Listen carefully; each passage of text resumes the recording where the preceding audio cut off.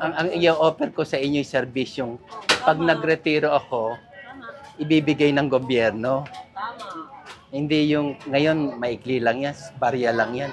Kaya lang yung nilikha ko na program at yung ordinansa, kayo makikinabang.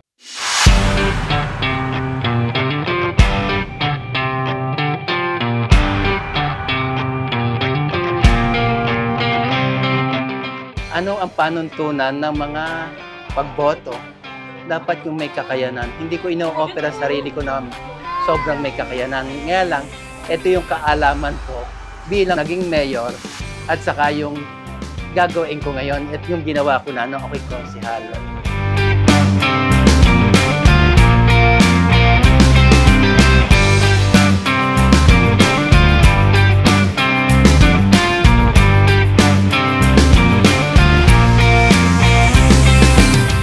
Mahirap yung Joey Katindig, walang yaman. Ngunit may kakayanan sa panunungkulan ko kung usapin ng pambayan.